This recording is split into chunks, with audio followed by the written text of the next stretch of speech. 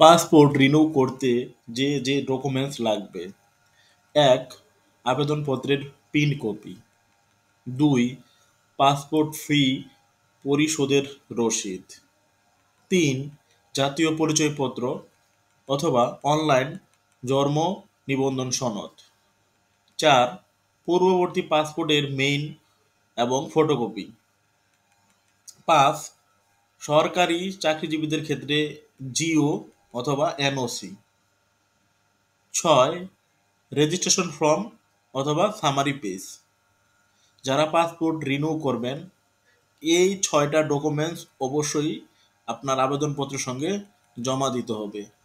So যারা passport renew করতে চান, এই সকল ডকুমেন্টস অ্যারেঞ্জ করে ফেলেন, কারণ এই ডকুমেন্টস ছাড়া আপনি পাসপোর্ট রিনিউ করতে পারবেন না। আরেকটা বিষয়, অনেকেই জানতে চান পাসপোর্ট রিনিউ হতে কত সময় লাগে। সাধারণত একটি নতুন পাসপোর্ট আবেদন করার ক্ষেত্রে যে কয়েকটি প্রসেস সম্পূর্ণ হয়, পাসপোর্ট রিনিউ করার ক্ষেত্রে তত প্রসেস দরকার হয় না। যেমন পাসপোর্ট রিনিউ করার ক্ষেত্রে কোনো পুলিশ ভেরিফিকেশনের দরকার হয় না ক্ষেত্র বিশেষ। এজন্য পাসপোর্ট রিনিউ হতে খুব কম সময় লাগে। সাধারণত সর্বোচ্চ 15 থেকে 21 দিন সময় লাগতে পারে পাসপোর্ট রিনিউ হতে।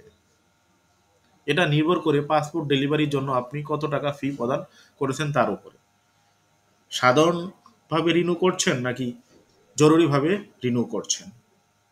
তো আজকের মতো এই পর্যন্ত। এই ভিডিও ভালো লাগলে সামাজিক কাজে লেগে পড়ুন। আল্লাহ হাফেজ।